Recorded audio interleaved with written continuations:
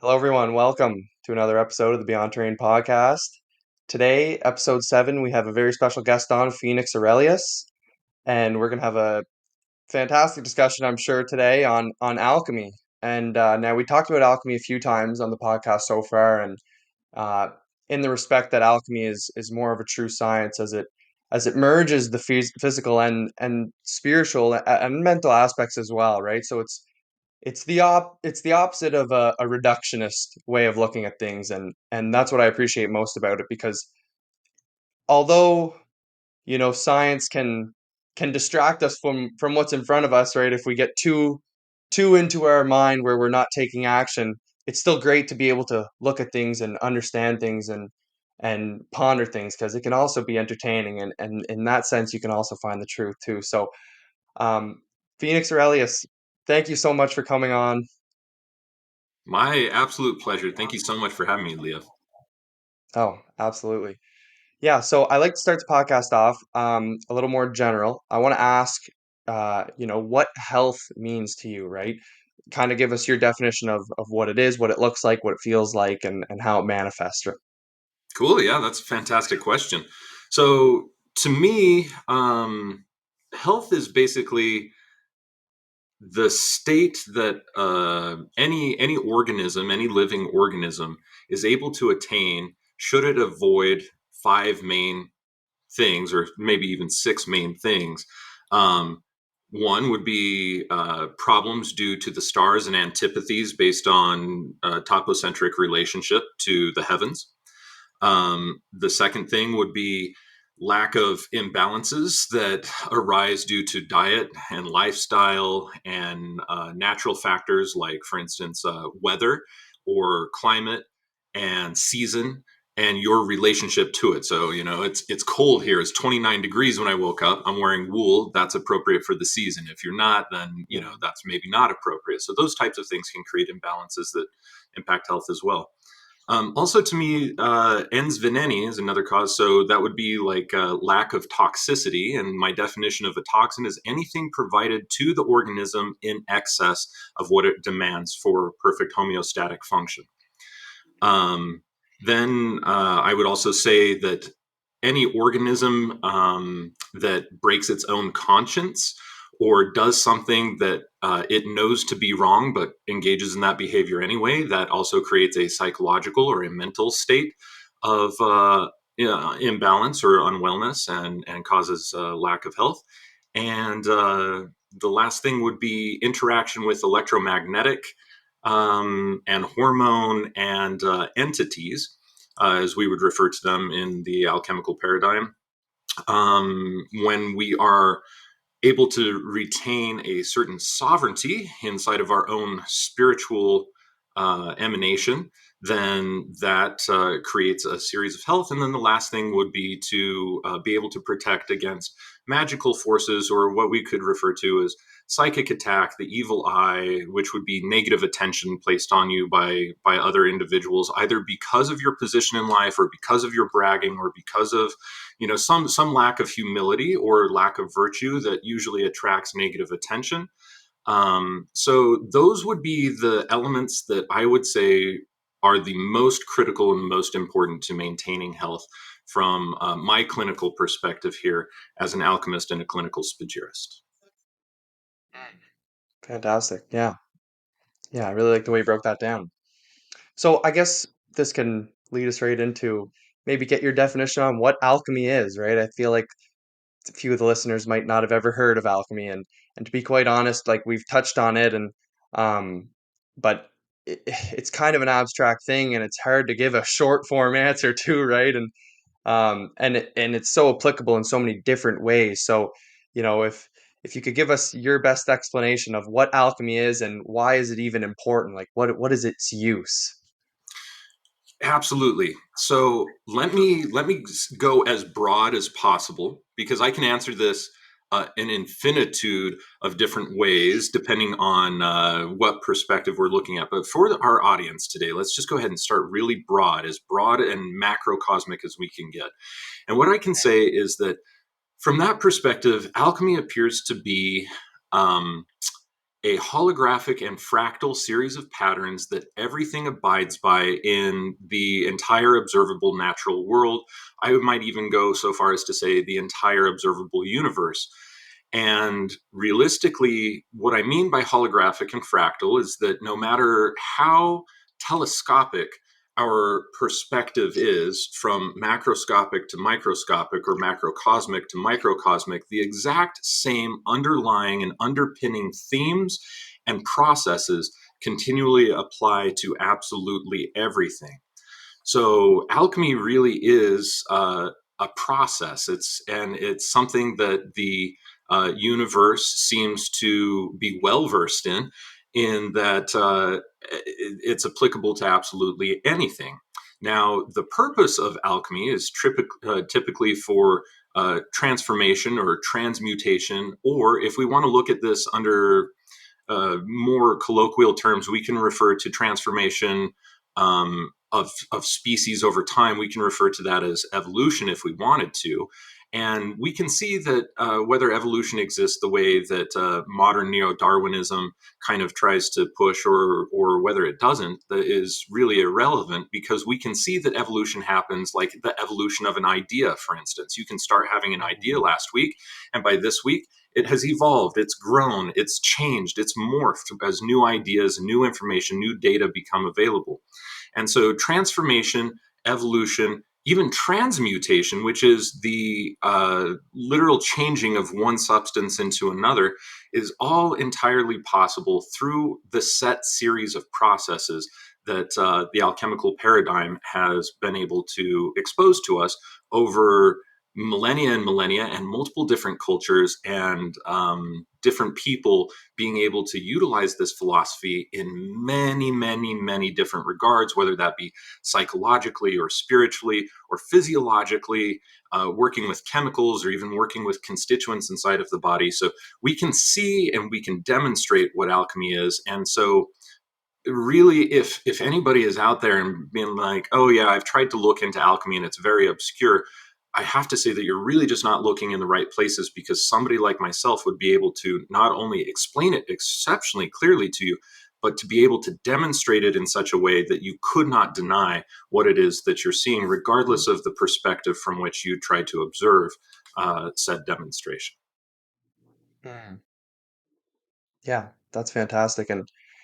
And I know one of the most clear texts for me was the Kybalion by the Three Initiates, and it went over well, the seven Hermetic principles, and I found that a very, very clear explanation for me after reading a couple of texts. But one of the things that I kind of understood well before I was getting into alchemy was this concept of as above, so below. And I feel like that's might be one of the most common concepts that is spread. And you may have a different opinion on that, but I feel like it's one that's very easy to see in nature too, right? And one that I even learned in studying, people like Hippocrates, where it was a very like the notion of the microcosm of the body relates, you know, directly to the macrocosm of the cosmos, of the universe, right? So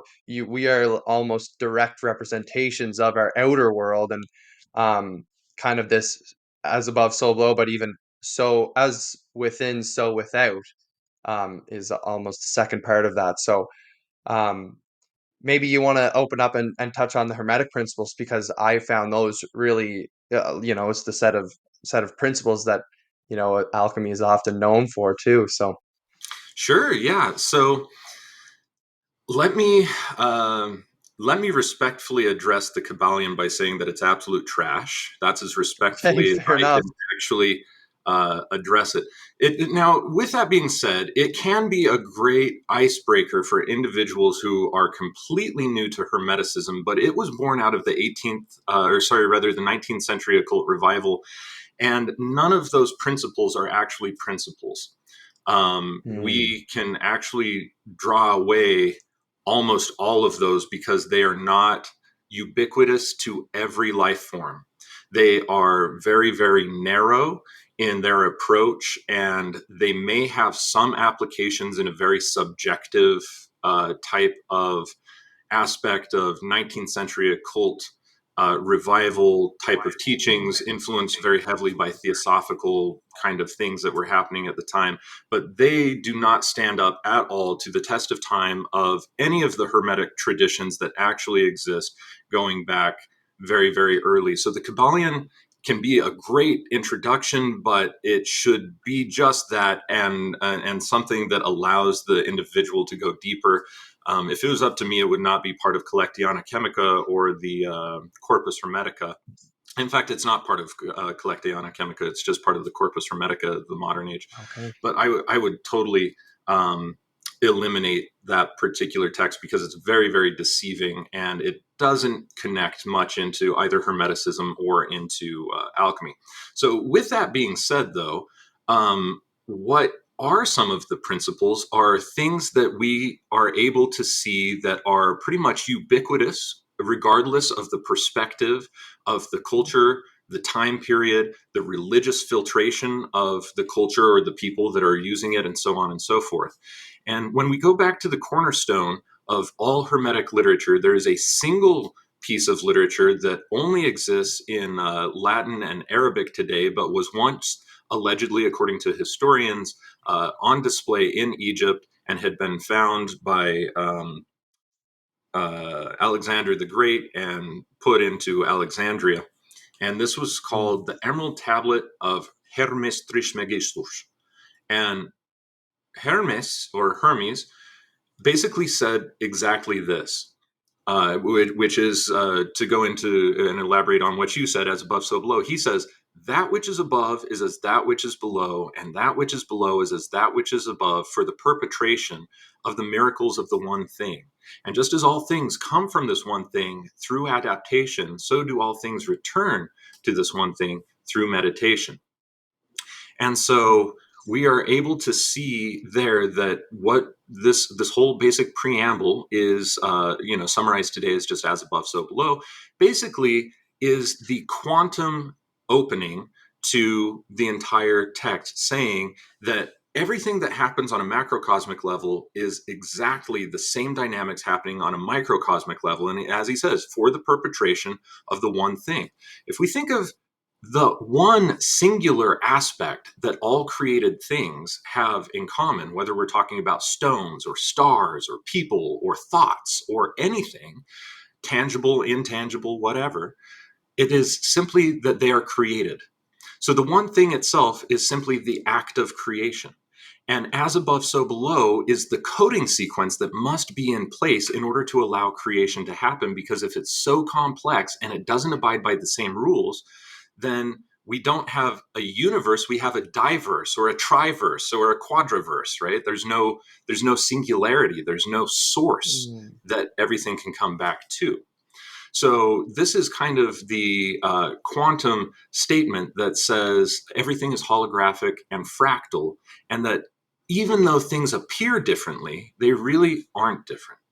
Now, the Emerald Tablet continues to go on to give us this very kind of cryptic statement that says its father is the sun, its mother the moon, it was born in the belly of the wind, and the earth is its wet nurse, and its inherent strength is perfected if it be turned into earth. And what this is telling us is basically how to view and see the elements as forces of creation, as father, mother, gestator, and then as wet nurse. And what this really is, the sun being the father is going to be the element of fire and the processes of, say, calcination, incineration, sublimation, things that are going to use a high, hot, intense form of heat in order to catalyze. And it's the first and most important element because it is from fire that every other element is able to be volatilized or able to be catalyzed would be a really good term. So, for instance, I can make water just as buoyant as air just by applying heat to it. And we do this all the time Mm. to bring water to a boil, right? And we see the steam, and there it is. It's rising just like air. I can actually separate out hot air from cold air through thermodynamics, again, simply by applying heat or the lack thereof. I like to think of the lack of heat. In physics, they say there's no such thing as cold, it's just a lack of heat. I don't think that. I like to use the term heat and coolth, um, coolth being a force of its own. So Hmm. we would be able to do that. And likewise, I can separate out moisture from earth by applying heat to it. So I can take any of the moisture that's inside of the earth and I can eliminate it. And I can also make earth very hot, like in the case of making like a sand bath or something. And if I wanted to, I can actually liquefy solids and get them into a molten state. And in fact, the vast majority of human technologies that have allowed us to progress beyond simple Neolithic um, types of technologies are entirely dependent upon that aspect of being able to control fire to such a degree that we can put things into heat-based flux and then cast. In fact, that's what led us into the Bronze Age. And then again, we were able to do this with iron and carbon and lead us into the Iron Age and now with steel and so on and so forth. So fire is the most critical in the first element. The second thing, it says its mother is the moon. The moon governs over the tides and all aspects of liquidity on this planet. And so this is dealing with the element of water. Then we see the wind carrying it in its belly. This is obviously wind. There's no there's no encryption there. It kind of comes right out and tells us that we work with the element of wind, and wind deals with separation, right? If I put a pile of sand or salt in my hand and blow over it, now I'm separating those grains from that pile. Likewise, if I use, say, a filtration and I have a filter paper inside of a funnel and I put my liquid here, there is a space of air that is actually separating this liquid and any of the solids that are going to remain behind in that liquid on that filter paper and the purified liquid that comes through. It's a sense of separation. And so wind really deals with Hmm. this archetypal process of filtration, of separation, of removal of things. Then with the earth, then we are dealing again very, very straightforward with the element of earth, but the earth deals with congelation, fixation, crystallization, these aspects where we're able to take things that are either liquid, as in the case of crystallization, and to be able to condense them, usually through heat and pressure or through coolth and pressure, and begin to create earth inside of a liquid where before there was just one liquid solution. And this is, very, very obvious for those people who have studied geology. They basically are taking a listen to what I'm saying now and saying, yeah, these are the main forces that we know have actually formed the earth as far as we can tell, based on, the theories of how water would have formed from hydrogen sulfide gases millions and millions and millions, possibly billions and billions of years ago, through a state of constant reflux. And I can, again, demonstrate this in the lab. If we want to reflux hydrogen sulfide for long enough, eventually there's going to be crystallization that happens. The sulfates drop out, oxygen comes in, carbon escapes, and then we end up having water over a longer period of time. H2O will be the result from hydrogen sulfide as a result of the crystallization of these sulfates. And so we can see from practical perspectives that this particular process of fire, then water, then air or wind, and then earth are ubiquitous in the formation of absolutely everything. And again, we refer to this as father or semen, in this case, the seed. Then we have the mother, which is the one who is impregnated. Then we have the process of gestation itself, this growing, this separation and the Hmm. ultimate separation of that moment of birth that distinguishes the growing organism from its host. And then lastly, the nourishing or the growing of this actual organism as its own thing through its maturation and lifestyle, and ultimately to its own death. And then finally, there's three latter processes that really deal with what we would call as alchemists sulfur, mercury, and salt, which is to say soul, spirit, and body.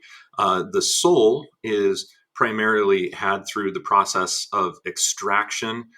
This can also sometimes be a method of fermentation that we see in nature. It doesn't always have to happen through fermentation, though. Like, for instance, extraction happens anytime that you make an infusion or a tea, right? You're extracting with a solvent, in fact, water, the universal solvent, the Mm. medicinal components, the soul, the healing nature of that herb that it is that you are making a tea from or an infusion from.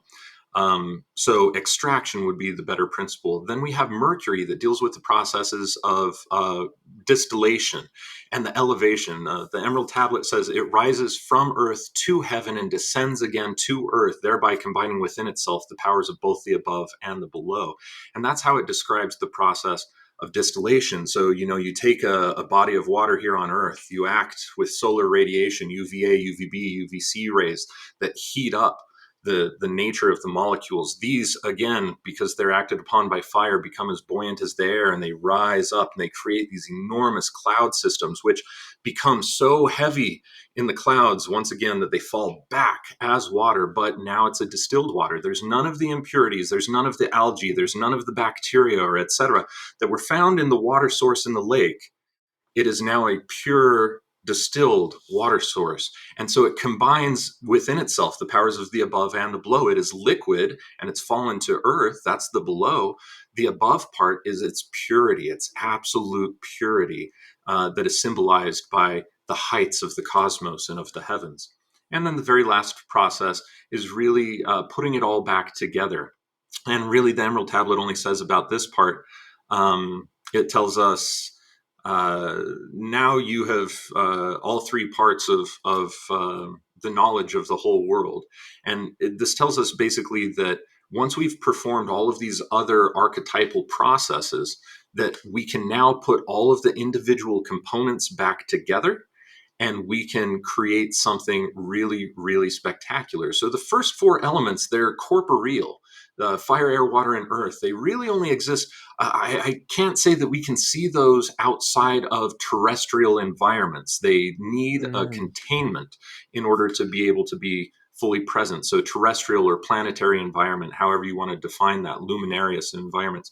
Um, those contain the elements. And in Kabbalah, which is very intrinsically tied into Hermeticism, especially of the late Middle Ages and Renaissance, and well into the 19th century cult revival, and today, you see that the Sephra of Malchut, which means kingdom, it's the very bottom Sephra on Os Chaim, or the Tree of Life. It is composed of four different quadrants that are representative of fire, air, water, and earth. And so these are corporeal elements. And what we're doing when we work with these four processes of, calcination, dissolution, filtration, crystallization, what we're really working with is revivifying and purifying the corpus of the material, the body of the material that we're working with. When we work with extraction, we're working with the soul of the material. And when we work with distillation, typically we're working with the spirit of the material. So those are the three different materials that we have. We call them sulfur, mercury, and salt, which are not chemical sulfur like brimstone, metallic mercury, and sodium chloride. These are archetypal principles. They've always been archetypal principles. We never, in alchemical texts, ever meant for those to be literal. And what they are universal, holographic, and fractal aspects that everything contains.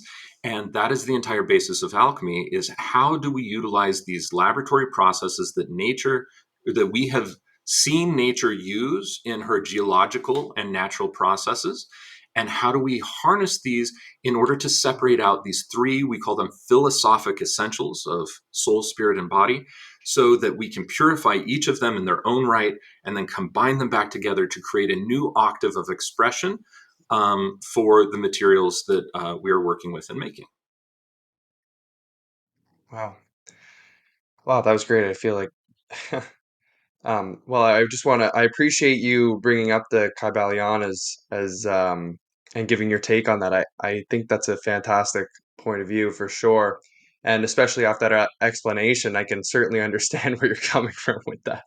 Um, wow, I really want to take this in a thousand different ways. I'm kind of having trouble trying to pick a direction, but what's standing out to me is, much of what you're talking about, it seems to have been adopted by chemistry, and obviously it's told in a much different story now in the Yes. labs and the textbooks in the universities. Now, you know, maybe you could just comment on, the what is the importance of understanding it in this in the way that you understand it, rather than this reductionist way of it's all just material, right? Because there's this almost beautiful story that comes along with the study of alchemy, harnessing, like you said, the archetypal forms of these, phenomenon, and it being written so beautifully. I'd appreciate just any comments or any thoughts on Sure. that. Well, again, this isn't as cut and dry as what most people might think. And I really, really appreciate modern chemistry and science because I can see it as alchemy itself undergoing the process of alchemy. And let me explain a little Ah, history just to kind of give context to this. please. When Yeah. Paracelsus created the theory in the 1530s, basically, of sulfur, mercury, and salt. Now, before him, in I want to say some period between 600 to 900 AD, um, there was, and I can't pull the date straight off, so I know that that's a 300-year window, but feel free to look this up. But Jabir ibn Hayyan, or just known as Jabir or Geber, sometimes in the West, he um, he came up with the sulfur mercury theory of alchemy. And that was this, very polar opposite, where solar was the masculine and mercury was the feminine, and they were working with these things. Well, that continued for hundreds and hundreds and hundreds of years until the time of Paracelsus. And then Paracelsus got a hold of this and he started thinking about it and he said, you guys are constantly creating salts, working with salts, but you've never actually incorporated this principle. So he revised that entire concept of sulfur, mercury, and salt, meaning that everything contains a sulfur, which is to say something that can be extracted that has medicinal value to it. So it doesn't matter what solvent you're using. You can use a solvent to extract some sort of phytoconstituent from a plant, for instance, or some sort of mineral constituent from minerals and metals, and so on and so forth. Then he also says that the mercury principle is actually androgynous. It is, if anything, hermaphroditic, and it can swing both ways because it is the thing that unifies the masculine principle of sulfur, this active, dynamic, fiery component, with the opposite component, which is completely sedentary and fixed and well, I guess that would be the best term, just sedentary and fixed. And we would call that earth, or we would call that salt. And he philosophizes this. He says that there are still four elements: there's fire, air, water, and earth. But the combination of fire and air is what creates sulfur. So these are the most active and dynamic of the elements. They're both masculine elements. And ever since the time of ancient Greece, even Pythagorean, pre Platonic and pre Aristotelian thought, the elements of fire and air were typically indicated by an upwards pointing triangle for fire, and then an upwards pointing triangle with a line through the top third of that triangle indicating air, again showing that hot air rises and cool air condenses. Okay, Hmm. so these are active, dynamic, and masculine, if we wanted to refer to that, positive charge, masculine, that type of archetype. Salt, on the other hand, is entirely opposite. It's a combination of water and earth. And if you think of water, you're like, well, water's kind of active, and it's true, but water is aggressively lazy. And what I mean by that is that water will do anything. It will erode through mountains. It will come down in enormous gusts and blasts and do anything to simply be at rest in a body of water. Only wants to be at rest, and unfortunately every other outside influence is working against it. Gravity and sunlight and heat and all these other things are like never allowing it to fully rest. Such must be its dharma, but it is aggressively lazy and it would love to be at rest. And then we have the element of earth, which is completely sedentary. It's very hard to move earth. And anybody who has picked up a shovel and a wheelbarrow and moved significant quantities of soil for any length of time or rocks will be able to attest to that. Now, within those four elements, though, there is one more grouping that we can actually have if they're lined up in this particular way, and that's these two middle ones. That's water and air. And water and air, he says, are mercury. And mercury, because it shares one element each to sulfur and to salt, It is the intermediator. And that's what he said by being kind of hermaphroditic or androgynous. It can, copulate with the male, it can copulate with the female. It doesn't get impregnated so very easily. Females can get impregnated. Hermaphroditic can't get impregnated, but it can hold the essence of things, and it can also hold salts. So it Mm. becomes this very interesting menstruum based kind of principle. And so he is the one who created sulfur, mercury, and salt, and the concept of the four elements as we still have them in alchemical theory today. And it was exclusively because of him that we think of it in this way. Now, by the time Paracelsus died in the 1540s, he was bludgeoned in the back of the head. His skull was completely caved in, and he died at very, very early at around 43. Um, it was just a travesty rather. But what what became of that was that his students were taking his theory. Now, Paracelsus was, like myself, a medical practitioner of alchemy. In fact, he was probably the first and most important individual to say, all of you people who are trying to turn lead into gold for vainglorious purposes and for riches and, to help your governments and whatever else, that's folly at best. And you don't have Hmm. any concept of what gold making should really be for. Gold making is exclusively for making medicine. And if you are making it for purposes other than that, then that's ridiculous. By the way, he showed people how to make gold and wrote many treatises on this. But he also it told people how to turn their alchemical practice into a medicine making thing, and he was very, very good at it in an age where people were suffering from diseases and suffering even worse from the treatments through Galenic medicine. He was treating syphilis and plague and leprosy and all these other things exceptionally well by utilizing his own theory and formulating his own medicines according to his own theory. And he was exceptionally well versed at doing this. And there are multiple different historical cases of him healing principalities when all other physicians in the land would not, and so on and so forth. So he was very, very effective, and we know this.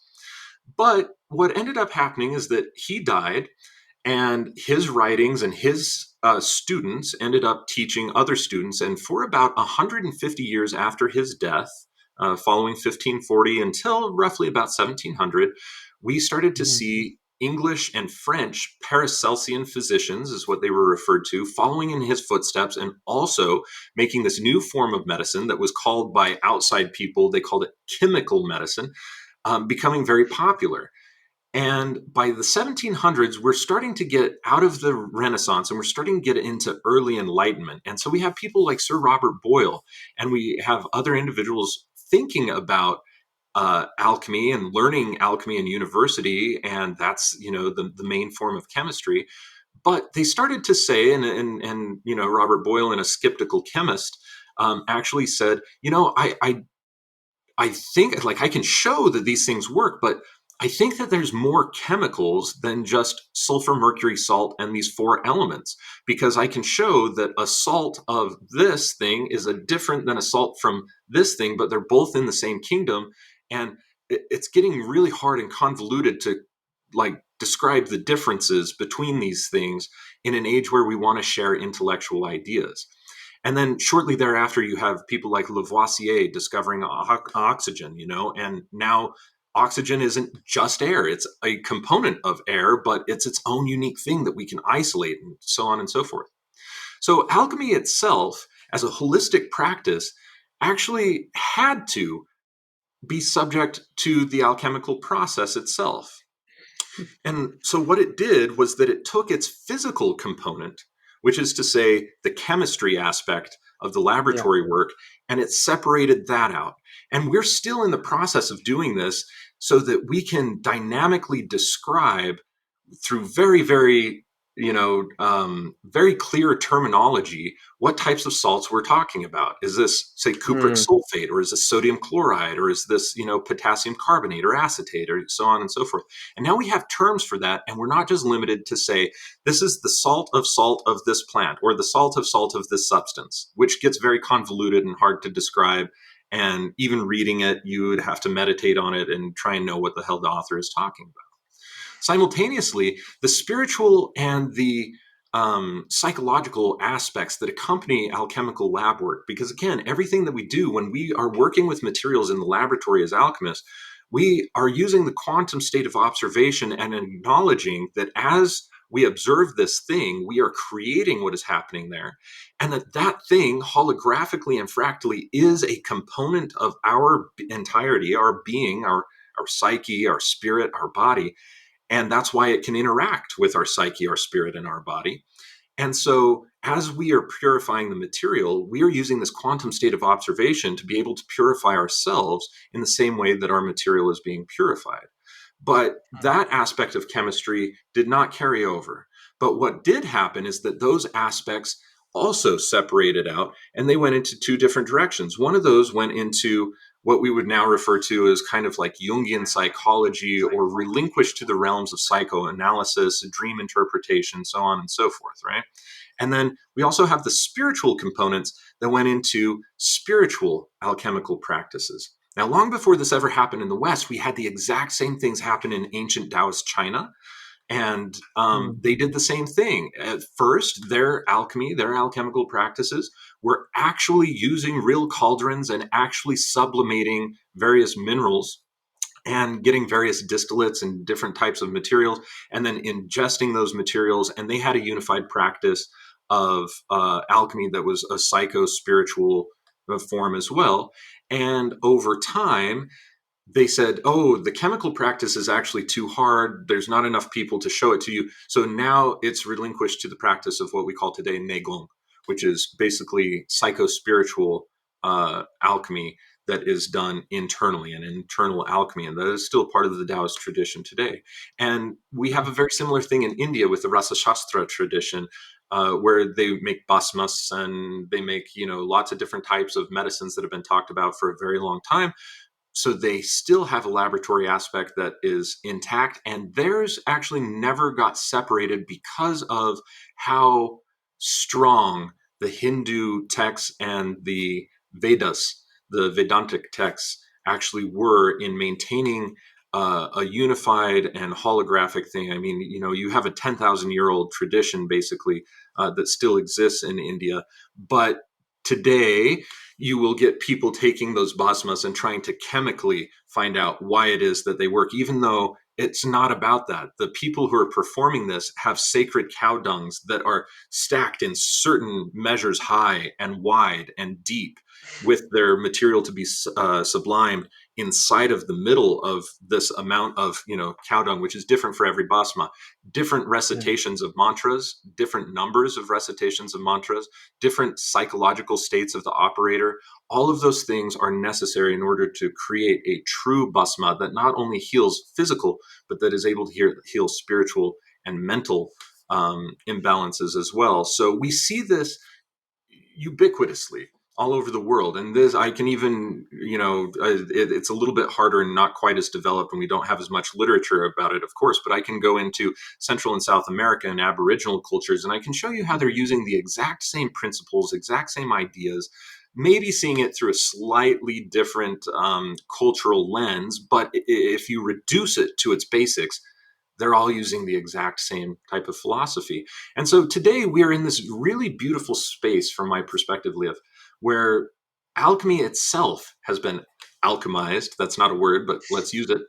Um, that we now have these kind of unique and modern and relevant practices of psychoanalysis and fields of depth psychology and other things like this that we can integrate into the spiritual and mental components of alchemy. And we have this whole spiritual tradition that has cropped up since especially the 19th century occult revival. The Rosicrucians in the United States Mm. and France, or perhaps KORC, the Kabbalistic Order of the Rose Cross in France, and AMORC in the United States, are especially really really about this, but there's tons of different Rosicrucian orders, and they have taken the entire alchemical paradigm and they moved away from lab work. They tried to incorporate it for a while, they really did, but it just wasn't quite so popular. And so a lot of people these days who are Rosicrucians have never practiced alchemy, but they're practicing spiritual alchemy, and they're using terms sulfur, mercury, and salt, and they're doing this on this very deep kind of spiritual level. And then we have chemistry, and now we have the opportunity to, if we restore our understanding of alchemical philosophy in the modern age, we can take all three of these purified essentials, just like we would in the laboratory, and we can put them together and create a new unified practice that, in my opinion, is going to help to lead us to the next state of evolution for the human paradigm.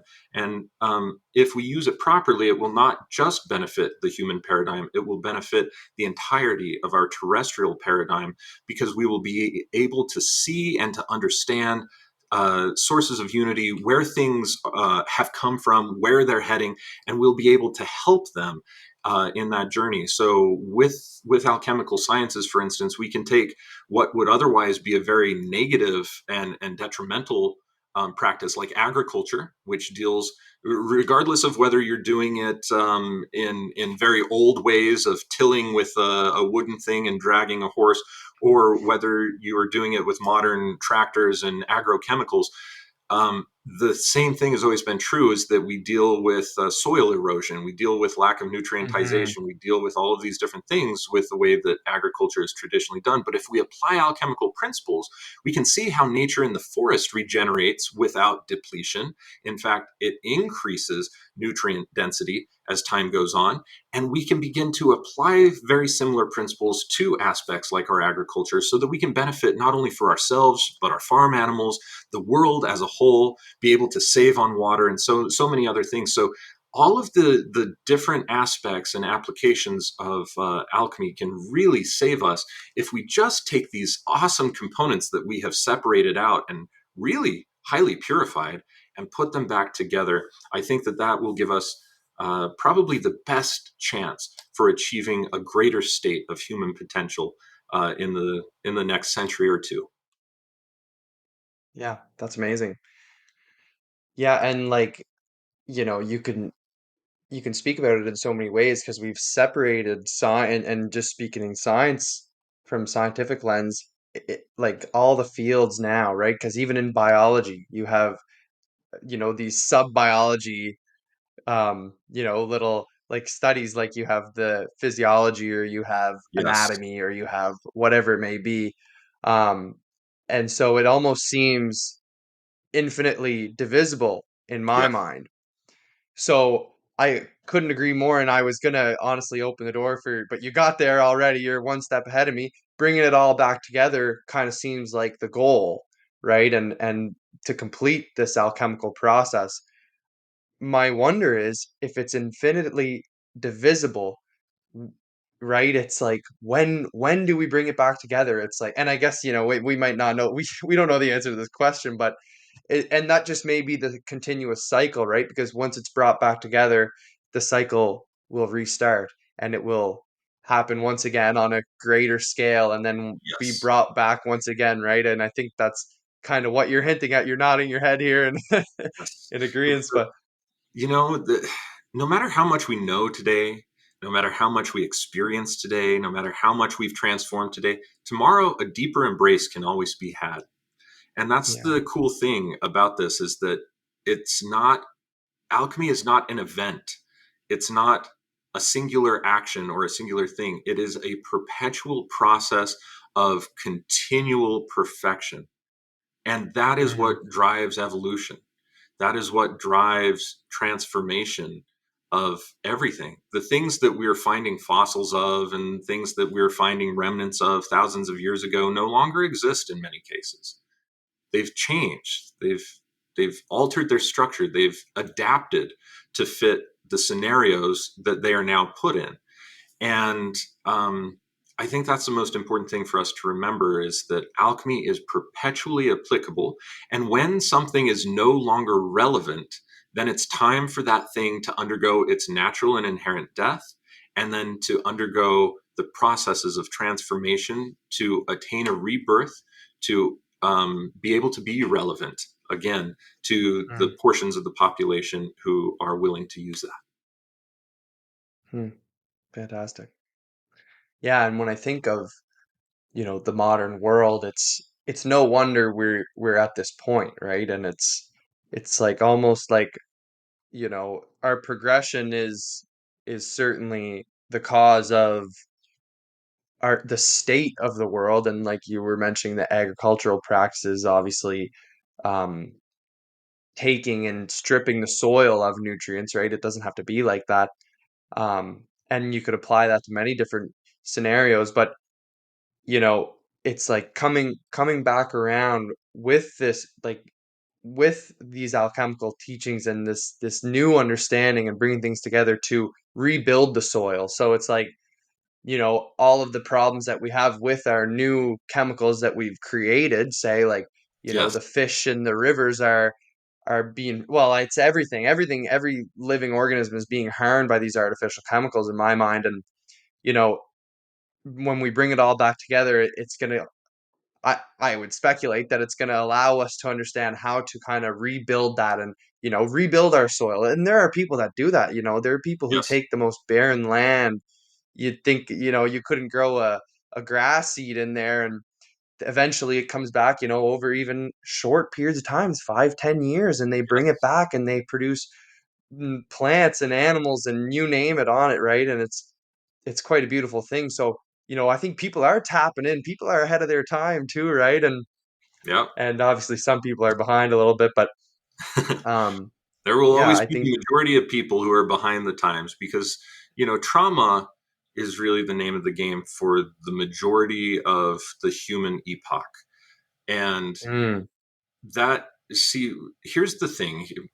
Everybody is performing alchemy all the time, whether they're aware of it or whether they're not. But those who become conscious of it and utilize those forces are able to overcome whatever conditions it is that they find themselves in because they're able to utilize the principles of transformation that nature herself uses. So, trauma is kind of the thing that actually gives us the opportunity to transform. Most people will do anything to resist admitting that that trauma really exists, and so they are using all of the capacity that they could use for their absolute amazing human potential, and they are restricting it and confining it just to hold back these repressed emotions from their trauma.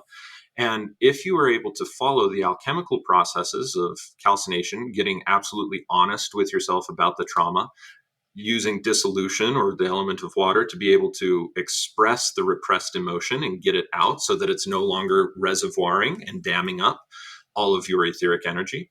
And then if they can separate out their behaviors, thoughts, and lifestyles in order to no longer perpetuate the habits and things that they were using in order to deal with those traumas, but create new disciplines instead of habits, and then begin to live a life where they can simply crystallize through the solution of the ethers what it is that they want, through the concepts of manifestation or however you want to talk about it in New Age terms, to come to them and to manifest to them.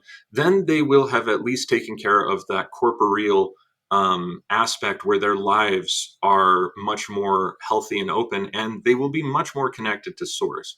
But people don't typically hear it like that, and they don't have a context for it like that, and they don't have guides for it like that in most places of the world. Or even if they do, you have to be open to receiving that message in the first place and be willing to do the work. Otherwise, you will stay stuck.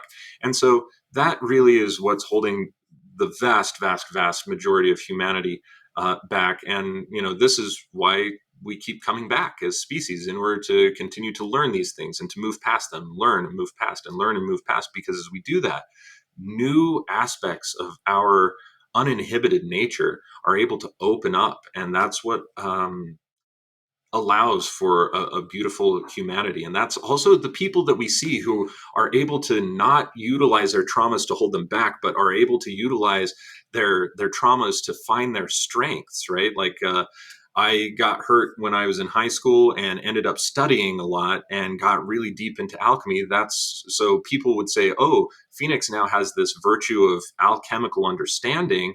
That was born by the trauma. I couldn't have done it had I not had that physiological and psychological trauma, but I was able to utilize it in a proper way that is able to give me strength. And this is also what is meant from mining or transforming gold or lead into gold, is that you take the lead of your painful experiences and transform them into the gold of your self-realized capacity and strengths. Yeah. Yeah, I guess to give my own example too, like through COVID, right? And obviously with the mindset that we kind of take on this channel with the terrain perspective, it, obviously didn't make a whole lot of sense, and that was really challenging for me, psychologically and socially. But throughout that, you know, like before the whole COVID thing hit, I didn't know about any of this. I didn't know about the terrain. I didn't know about health. I didn't care about any of that, right? I was like money focused. Like that's the only thing I cared about, right? And through it came this beautiful transformation. And so that's my own like short form micro cycle of this little process because it's ongoing, right?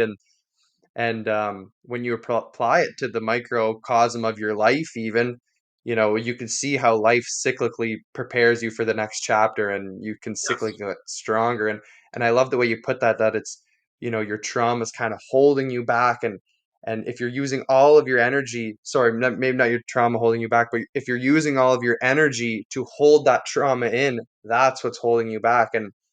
And kind of embracing your trauma and using it as a catalyst for growth, I think is a great perspective. And I feel like we're kind of getting into the psychological aspect of alchemy here, which is actually the first thing I learned about because I studied a lot of Carl Jung, and I study counseling and psychoanalysis, or not psychoanalysis, psychotherapy, and formally in school right now. I'm in my master's, um, and I have a great focus on that, especially from my alchemical you know, Yeah. knowings. And I really like this whole mental transformation, and a reason why I think that it's it's it's one, it's comfortable to hold your traumas in because the dark night of the soul that many term this a stage in the process is a scary thing, and it's something that a lot of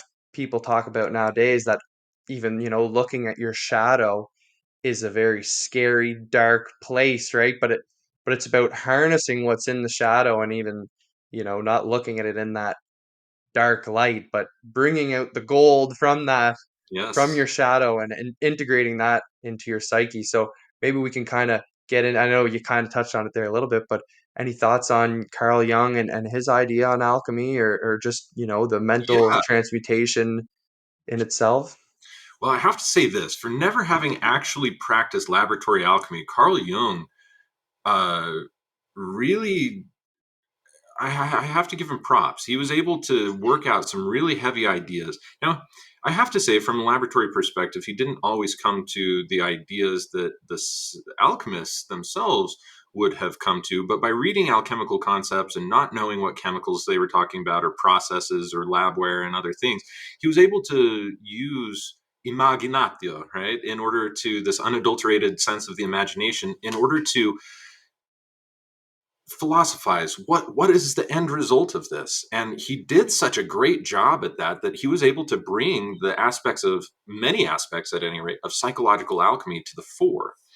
Now, one of the things that I see about psychoanalysis and psychotherapy oftentimes today is that they're only walking a person through the first three, maybe even two aspects, which is Hmm. relive the experience or tell the experience, use aspects like talk therapy, for instance, for this, in order to bring out the trauma, because then we can focus on it, we can address it, and hopefully move past it, or at least that's the idea. And then they will get you to express the emotion. But then there's very little about what to actually do after that. And so, for many people who undergo psychotherapy, they will not go see another therapist ever again, because all they did was reopen a wound and create scar tissue upon scar tissue. And so you hear this time and time and time and time and time again from individuals who go to psychotherapy sessions and are like, yeah, it doesn't work because blah blah blah. Well, I think that that's really just lack of understanding on behalf of the practitioners and lack of Mm, experience on behalf of the practitioners, because a good practitioner can utilize this very same aspects of psychotherapy and begin to walk them through those first two aspects of calcination and dissolution, but then walk them through this concept of filtration and show them, here's how you have to leave every one of your behaviors, your thoughts, your habits, your friends, your, anything that you associated with. You have to let that die. And this is a really, really important aspect. You have to filter that out of your life, and you have to create new goals for yourself. So if you don't want to feel like that, whatever that is, whatever that trauma is mm, that's holding that individual back, or that memory, that whatever, you have to let it go. And you have to really completely forgive whoever it was, understanding that they were completely in ignorance, as are 95% plus of the human species, and that they're acting from their own state of survival and just doing what they're doing in order to survive or whatever else. And that you actually have a choice, though. What do you want to do? And then how do you want to do it? And you have to make very specific bullet pointed lists. And the way that I like to do that, I learned this part from Mark Joyner, kind of the godfather of the internet. mm. You visualize what the end goal is first and say, okay, I'm visualizing myself at that point. What is the last thing that would have to happen right before that in order for me to achieve that? And then you just keep reverse engineering to your present moment. And then that literally creates a growth plan for the individual that allows them to move forward. So, and then after that, it's really just living that lifestyle for long enough, and everything that you wanted will eventually just naturally come to you, because you've already plotted this out. And that's the process of crystallization, right? Is that you've already created this filtered solution. All you need to do now is just give it time and a little bit of warmth, a little incubation, and crystals will form, which is to say that those things inside of your life will manifest, and it will take form in the way that you hoped that it would take form. So, to give an example, let's start with somebody who comes in and they're chronically overweight due to an emotional issue. Okay, so they have some sort of eating disorder, like emotional eating, where it's like, oh, sugar, chocolate, etc., works really well for me when I'm under states of stress or emotional duress or whatever. Calcination has to be the very first thing. You have to say, well, why are you overweight? And that person is going to try and give you some bullshit answers, pardon my French, like they're going to try and say things like, oh, well, my doctor says that my thyroid hormones are slightly out of whack. And it's like, well, yeah, you eat like shit, so of course they would be. So why are you fat, though? And then they would say, oh, well, actually, I was teased when I was little about my weight because I naturally have a proclivity to put on a little bit of weight. Or, my parents fed me like crap and blah, blah, blah. Well, your parents fed you. I heard that in the past tense, but why are you overweight in the present tense? Right? You're trying to deflect. You're trying to blame things on other people that have nothing to do with them. You may have been raised that way, but you have choices, right? Like you can make a different choice. Oh, well, I don't like the taste of, we'll get over that. Okay. You have to not buy into that. And that's the intensity of fire. You have to not buy into any of the stories of the individual that you're working with, because their stories are fake. And those fake stories are self justifications for allowing them to be in the space that they are. And they will come up with an infinitude of justifications until somebody holds them accountable and says that's not the case. And eventually they will keep calcining their reason down, grinding that down and burning it and grinding it and burning and grinding and burning it until they just come down to the very simple fact: I'm overweight and it's my own fault. I've never made the right choices. I've never done the right research. I've never experimented with what is right for me in all the different ways. I may have tried a few dietary fads and got sick of them or whatever else, but I haven't really given it my all. It's not the purpose of me doing the thing in order to ensure that I live a healthy life. I just don't care about my well-being is essentially what it comes down to. That alone, that moment of raw honesty leads immediately into dissolution, into the process of the emotional release. Because once they're so raw with themselves, that emotion just comes right out. And you Hmm. have to just simply ask, how does it make you feel that you are the one who is responsible for how you are right now? You are the one who's responsible for those thyroid hormones. You're the one who's responsible for these 50, 70, 200, 500, whatever pounds of extra weight. You're really the one who's responsible for not handling your own psychological stresses or finding healthier ways to be able to deal with it. These are the things that are going to be so heavy and that have been so repressed that it doesn't take much. You know, those damn Hmm. walls are barely holding back that emotion as it is, and they will. The levee's going to burst. Zeppelin starts playing. No, just kidding. But the levee bursts, and everybody starts releasing their emotions. So, with that being said, that leads, as soon as that emotional release happens, as soon, now all of their etheric energy is flowing again. It's not dammed up, it's flowing through the astral circuitry of the body. It's flowing and moving and moving. And when that's moving, that is the time to set the goal. So, it's like in the past, you were stressed, you ate this. Now, you anytime that you're stressed, I want you to do this instead. It has nothing to do with eating or taking something because that's too similar to the thread of what they did Hmm. before. That's just replacing one habit with another habit. Instead, now what we have to do is we have to say, what are you going to do? Are you replacing this with mindfulness meditation? Are you replacing this with chanting? Are you replacing this with something that does not have a singular thread to the behaviors before? And what friends were you hanging out with who would say, "Oh, I love you," and blah, blah, blah, blah, blah, and accepting you how you are and not being honest and real Eating with it. you? Because those are not the types of friends or support group that you need to have. You need to have people who will hold you accountable and who will say the tough things to you.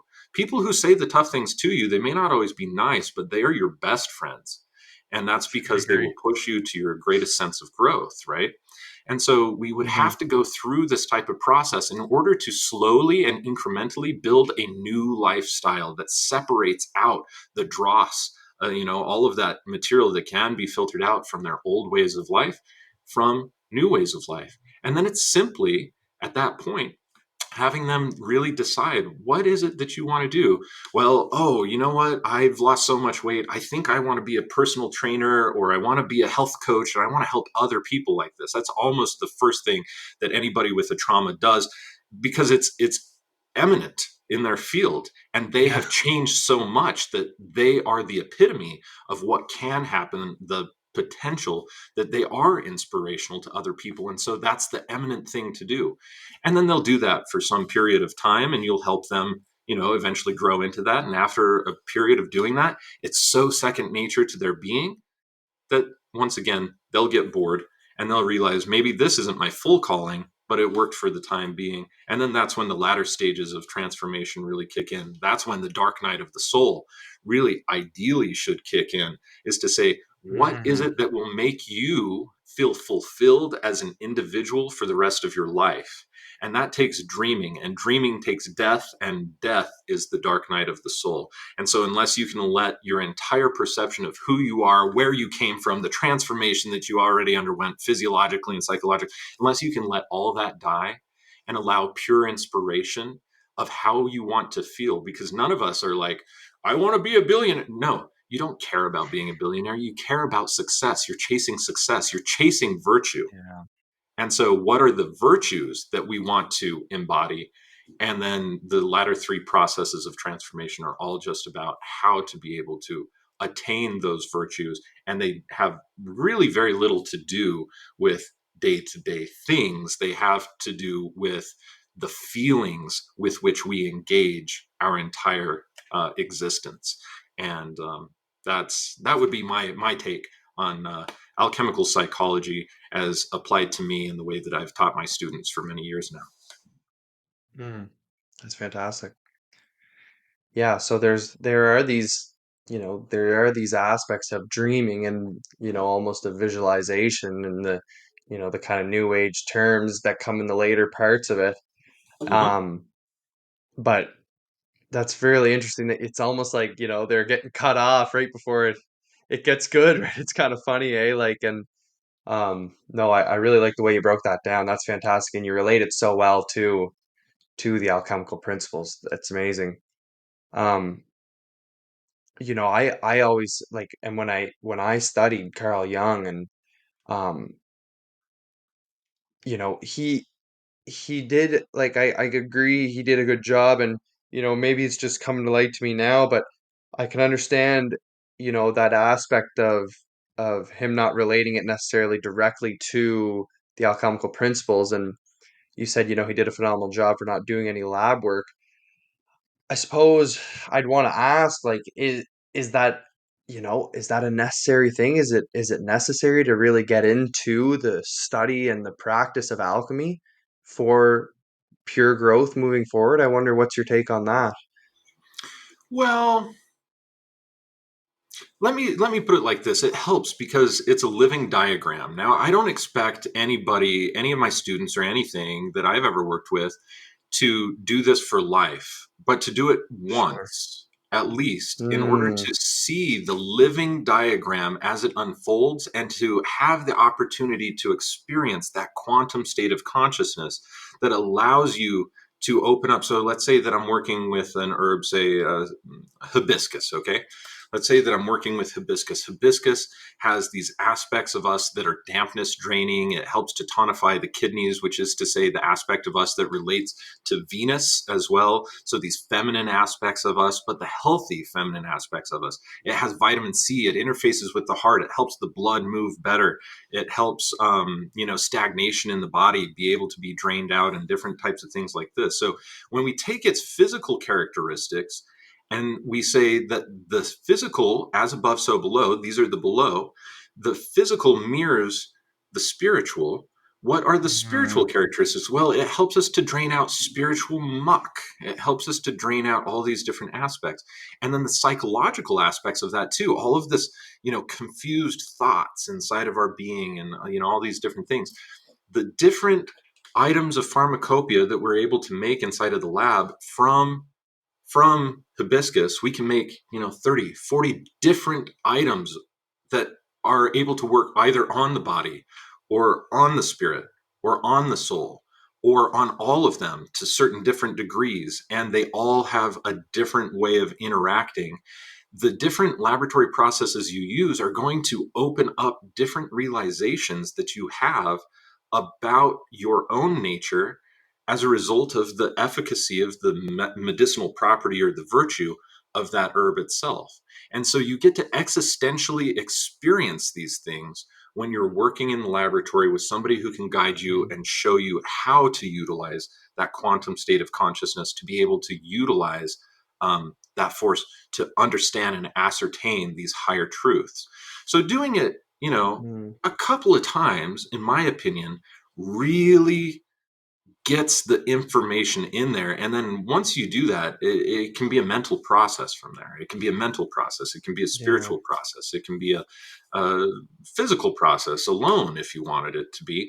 But you get to have the choice and you get to know how to engage and how to be able to ascertain these deep insights and to undergo the same transformation that the chemicals and materials that we're working with are able to undergo. And it gives you step by step a visual diagram of what those changes look like, and the end result is a medicine that you can actually also take that assists with those psychological, spiritual, or physiological components of yourself, so that it's just so integrated and unified, right?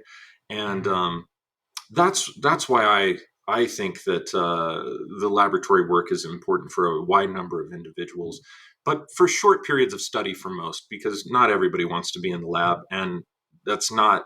I wouldn't say that everybody should be in the lab for for life or anything. But it does yeah, teach you a great deal. It's just like going to school. You need to have a certain amount of chemistry in order to get your generals, right? You need to have a certain sure. amount of this subject and this subject. It's the same thing.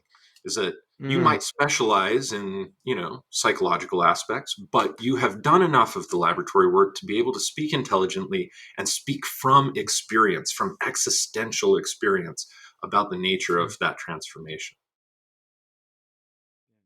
very good. So obviously it's not taught in schools. So, maybe you can maybe share, what can we do? What can you do at home? What can you do? Maybe just, going out and foraging or how can you get into it from home? If you're low budget, you're a student or whatever, you're just getting into the ideas and stuff. Like, is it better to start with the philosophical aspects of it? Is it better to get right into, just practicing and failing and learning and, continuing on? What's your tips for that? Well, I think that that really depends upon the nature of the individual. Some people are purely kinesthetic, and so just diving right in, making mistakes, and figuring it out would be a great way. Some people, like myself, I like to have a good amount of theory before I engage in praxis because I'm a measure twice, cut once type of dude. But it's entirely just, up to the individual. Although there are some great resources for people who, like you said, are, a student or low income or whatever else. There are great resources that are written in very plain English that are available today. You can get lots of different types of books that talk about these things and how to undergo at least a basic spagyric tincture, which is going to teach you a great deal, and it's going to present plenty of challenges, and you get to work with every different process. So, a couple of books would be Real Alchemy by Robert Allen Bartlett, and his follow-up book, The Way of the Crucible, also by him. For people who want a more kind of holistic perspective on alchemy, the history, different cultures who've had it, modern practices, so Mhm. on and so forth. The president of the International Alchemy Guild, his name is Dennis William Houck. He has written a book called The Idiot's Guide to Alchemy, The Complete Idiot's Guide to Alchemy. And that's a fantastic book just because it's an idiot's guide. It's fantastic. I mean, it presents things in a very clear way, and he presents things, we call them slightly different, the different processes. But I have been massively influenced by Dennis's work myself because he was on the scene and one of the modern authors uh, around 2004, 2005, 2006, and 7, when I was really starting to cut my teeth on this work as a young teenager and a very young adult. And so I've been influenced by his works a lot. I can't stand behind them enough, actually, because they are really good. He also has a book called The Sorcerer's Stone that is just purely transpersonal type of applications towards alchemy. But he lays it out by explaining the laboratory processes in a way that you can see how there is a shared thread between the psychological and the laboratory thing. So even if you don't want to step into the laboratory per se, or aren't ready for that, or don't, think that you have enough money to do it, or, other things like that, that's fine. That's fine. You can at least have some sort of philosophical understanding, and it's just as potent and just as powerful, really, as long as you understand that theoretical component and can really draw the lines and understand. So yeah, there are a couple of great books that have been published too in more recent years that go into even more advanced aspects of alchemical and laboratory practice. And I have to say that not all of them are completely historically accurate or whatever else, but everybody is doing a great job from the perspective that they're teaching in these books. And I have a great deal of Mhm. respect for just about every modern alchemical author and teacher that exists. And we all, just as it's always been like this throughout history, we all have our own different areas of specialities. We all have our own kind of ways of viewing things or ways of practicing. And there are slight differentiations between thises and that's and theories and praxis. But for the most part, there are far more commonalities than not. But just be aware that you might read something from one author that may be a little bit different from another author, and they're not wrong. They're just practicing differently, and Mm.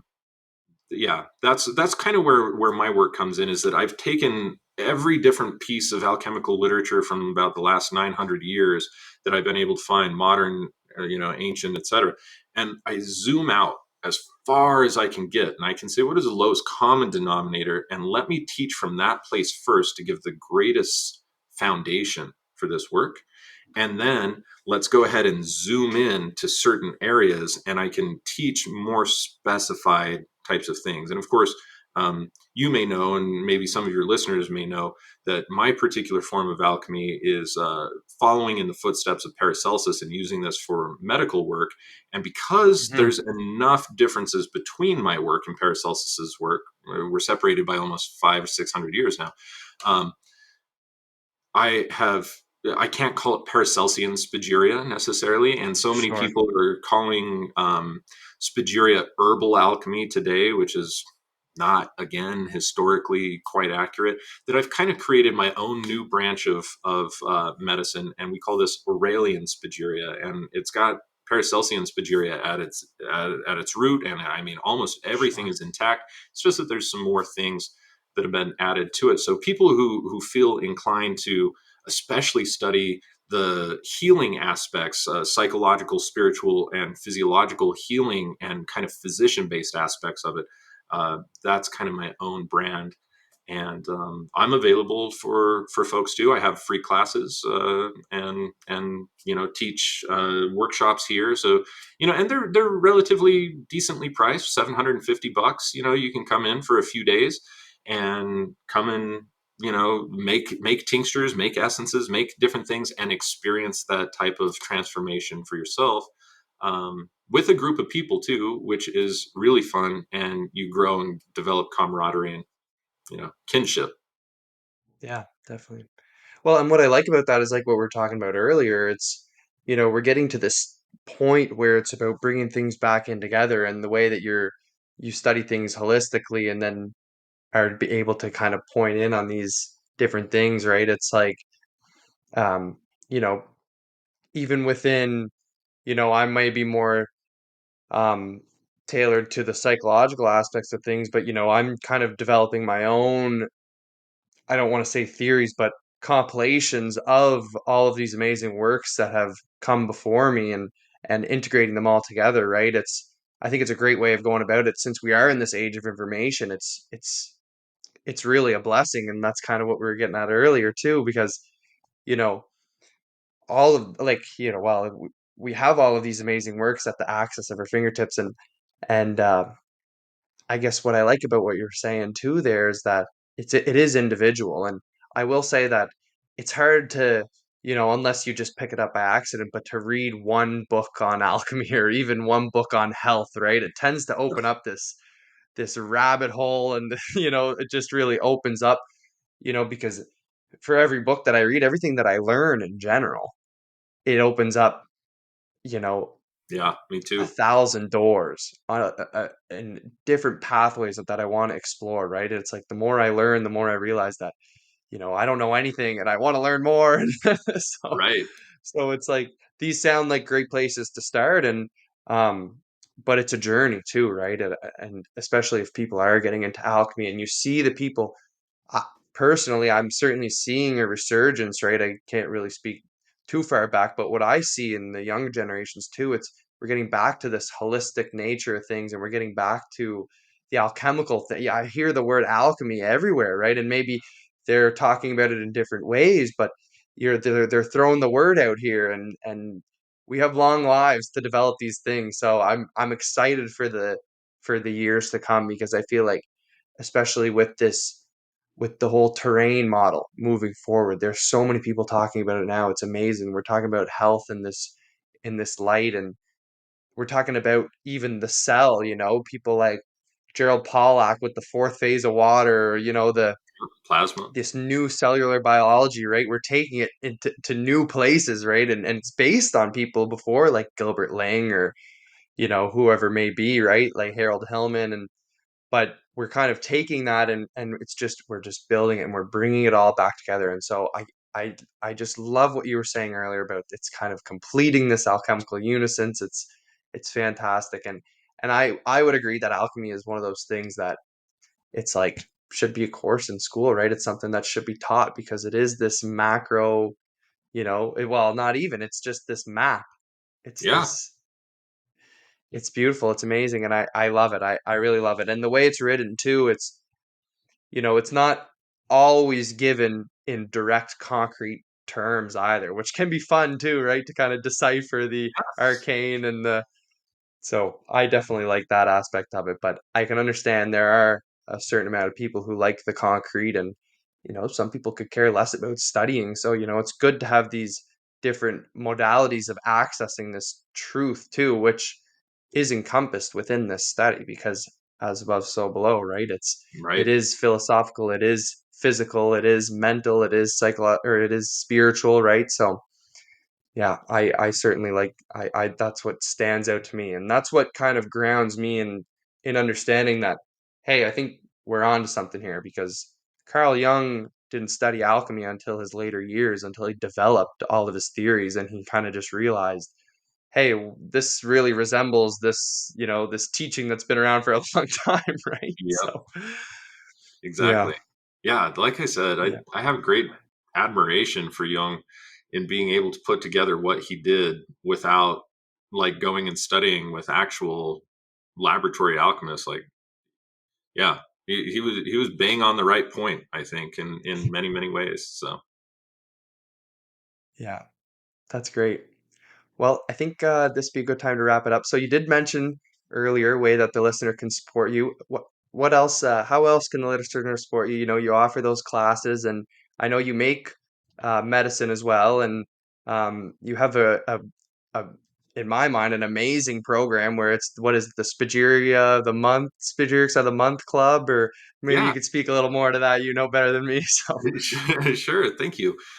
Yeah, so I think one of the best ways that people can support us is just through a monthly contribution. Now, my entire business models, I run the Phoenix Aurelius Research Academy, and we are constantly researching in a clinical environment and in a scientific environment how to incorporate Spagyria into a model that can be used for a renewed system of health. And we call this Aurelian medicine. And I am deeply, Hmm. deeply, deeply involved in this, and also how do we research what's called alchemical culture as well, which is alchemy applied to culture. And there are seven Mm, primary areas and facets, I should say, of our culture that we feel need to be transformed massively, including like agriculture and ecology, and our sociology and spirituality and religion, and all these different aspects that we have outlined on our website.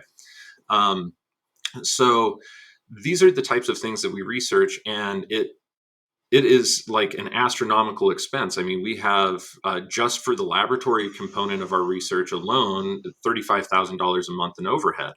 And so it's astronomical to do the type of work that we do. My business model is one that is like Patreon, but it's just completely built into the website and the system, so that every time that you're purchasing something from our website, that is actually what is paying for the research, and then you get what it is that you bought. So I make astronomological calendars, which are basically we call them astronomological because there's an astrological component to it, but it's based in astronomy.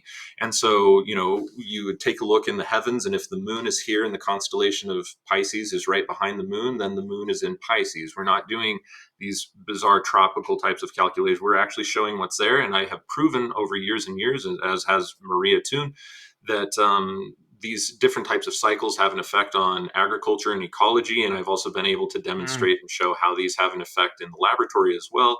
And so people can support my research there by buying a calendar and under getting to, work their lives, work astral connections into their lives, and begin to see how the planets and the constellations, or the luminaries of the constellations, however you want to call that, are able to really draw archetypal influences into their lives and create a sense of meaning that otherwise they wouldn't see. The Spagyrics of the Month Club is awesome because it gives you 5 new products every single month that are just released for that month, and you get a 5 ml bottle of those sent to your door. A 5 ml bottle for most people is about a 30-day supply, by the way, because spagyrics are infinitely more potent than our traditional herbal remedies because of the science of iatrochemistry that we use.